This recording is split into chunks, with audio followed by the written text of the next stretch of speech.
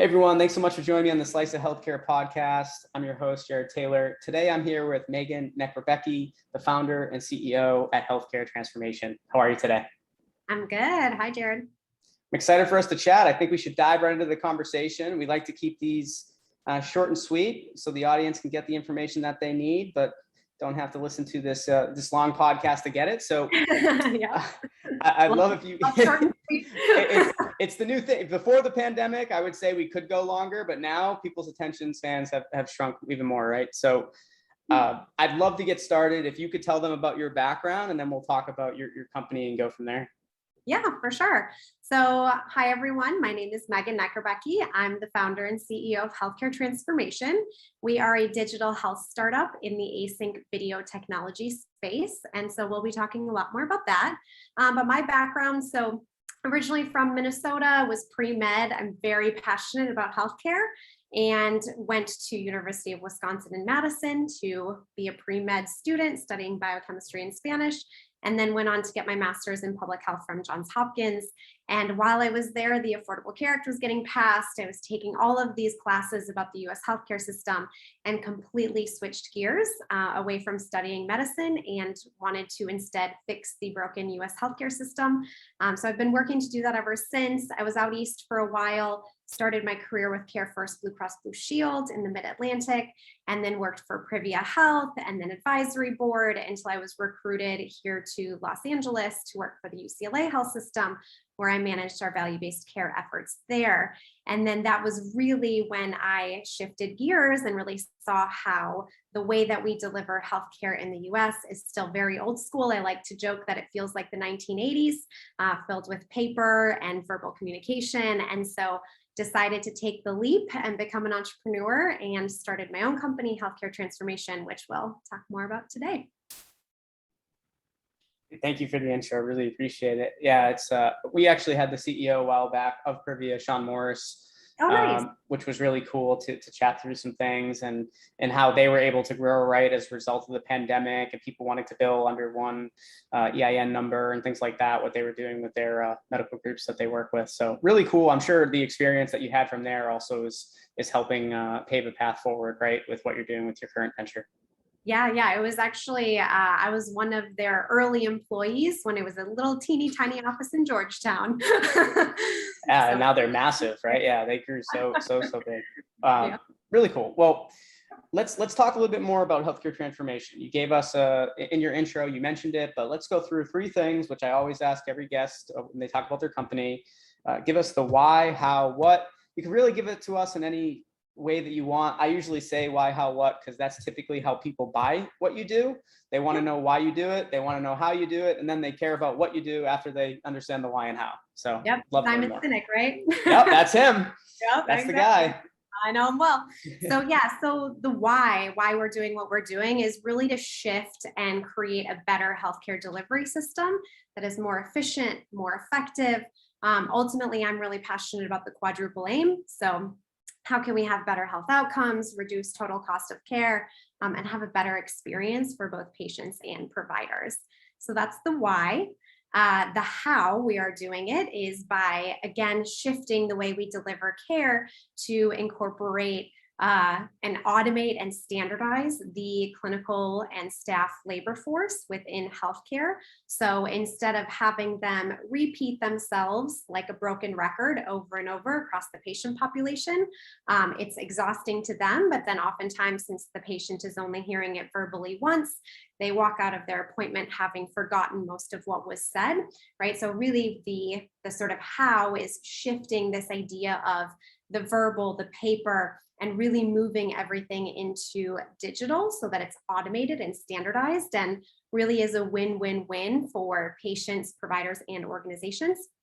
And so sort of getting into the what, the nitty gritty of it all, is that we are digital asynchronous video technology. So nowadays, the way that everyone gets their information is streaming video, right? We stream video on YouTube, we stream video on Netflix, we stream video on Instagram and Facebook and TikTok, right? And we know that video is the most engaging tool available. And so really we're using these principles and we're using how folks stream video in their daily lives in every other industry outside of healthcare, but we're using it to engage patients so that patients know how to navigate through their care journey, but then it allows them to really access that information and self-service at their own time and their own place, right? Because then they can watch the videos on their phone, on their computer, they can watch it with their loved ones, their caregiver, their partner, they can watch it in the language that they speak at home, right? So there's so many benefits to the patient. But then the benefit is really to the providers and staff as well, because then they don't have to be repeating themselves over and over, and the patients actually come in prepared for their appointments.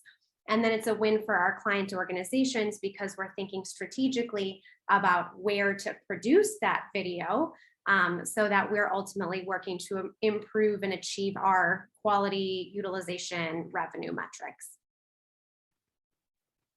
Thank you. That was probably one of the better why, how, what's that we've had on the podcast. You gave a great breakdown of each part of it, so really appreciate that. And usually once we have that focus, right, people understand why you're doing what you're doing, how you do it, and what you do. What I would like to do is I have a couple questions that I'm really interested that relates to your company, but just your knowledge in the space. So one of my core questions today is, could you talk us through how healthcare organizations are using asynchronous video technology today? Yeah, for sure. I know it's sometimes when you sort of talk about the concepts, you're like, yeah, but how does it actually work, right? What are people actually doing? So we have a ton of different types of client organizations that we're working with. So that stems from mainly providers, but it's really interesting. We just launched with Sutter Health Aetna, and we're working with different payers in the space and other types of healthcare organizations as well. But I'll give an example.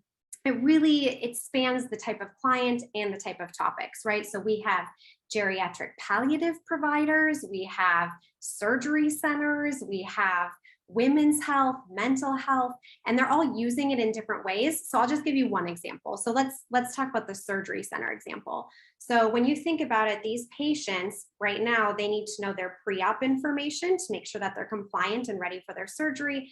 There's information post-op, and then oftentimes they have a ton of questions when it comes to billing, right? Because most folks don't understand how healthcare billing works. And so right now, our surgery centers do this all manually, right? So they have staff who are repeating themselves to every single patient and then often handing them a piece of paper. So what we're doing is we're digitizing all of that into modern videos that then will get automatically pushed to the patients. And so, for example, with the pre-op video, we'll push it to the patients ahead of time so that they watch the content. And then actually inside of our technology, we have clickable links that drive the patient to take the action we want them to take. So for example, it can be schedule your appointment. It can be click to complete your pre-medical testing form. It really ranges, click to contact us, right? And so we use the clickable links in different ways. We also do end screen surveys. And so we're using that data in different ways as well. So for some videos, we use the surveys to do a knowledge check, which if you're familiar with clinical care, it's really important that we do teach back, right? To make sure that patients know and understand what they just heard.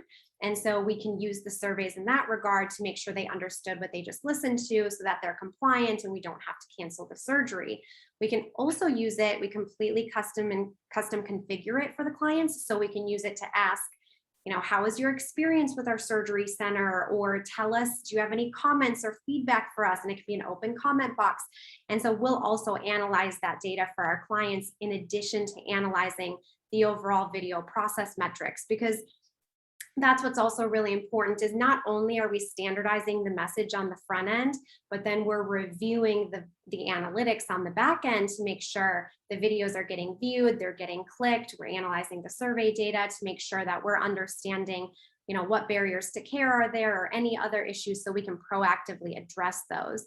And so that's just one example that's very low hanging fruit is sort of the surgery care journey and how we can put that on async video technology. But there's tons of other topics that we've used it in really meaningful ways. We've used it to prep patients for end of life conversations. We've used it to prep patients to navigate their mental health journey. So there's Medicare annual wellness visits, gaps in care. There's tons and tons of use cases that we can be using video to better reach patients, engage them, but then also take the work off of our providers and staff. And what's, if you have this information, what's the ROI on having that? Yeah, so the ROI is actually really large. So most of our clients, even before we sign on in our partnership, we'll start calculating the ROI together. And so this is really about shifting healthcare executives and leaders to think differently about how we deliver care and thinking about it from a financial standpoint as well, because we'll always calculate out, okay, what are the current direct costs of the status quo when you think about how much time your clinicians and staff are spending and how much money their time is worth, right? And so we'll calculate that out and I'll be able to show, okay, actually currently you're spending hundreds of thousands of dollars having your clinicians and staff repeat themselves across the patient population. We also talk about it in terms of revenue. And so it really depends on the topic. So for example, with our Medicare Advantage clients, we'll talk about the different metrics that are associated with the star ratings and then how that accommodates for revenue. We're thinking about things, even we'll talk about HCC coding and how the actual risk score of the patients, if you get them in for their annual wellness visits, we can increase the risk score and therefore increase revenue. So there's a lot of different components that we talk through about the financial ROI, but there's direct costs, there's indirect costs, and then there's also potential for improved revenue. I'm definitely a value-based care person, but we talk about it both from value-based care as well as fee-for-service, about how getting patients in for their appointments or making sure we don't cancel their appointments or have to cancel their surgeries, how that improves the revenue as well. So every client is different, but we definitely calculate out that financial ROI together.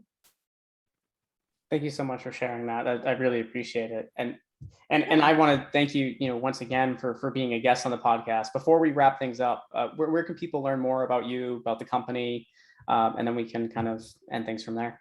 Yeah, of course. So feel free to reach out to me on LinkedIn. I'm very active there, so love to stay connected.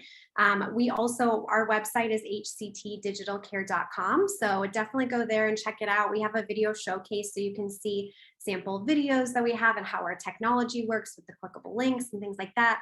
But yeah, happy to reach out. If you want to email me, it's Meghan@hctdigitalcare.com, Meghan with an H. But I'm sure you'll provide that information too. But yeah, feel free to reach out. Happy to have conversations, talk through more about how we're using digital async video, and happy to do demos and things like that. So yeah, feel free to reach out and stay connected.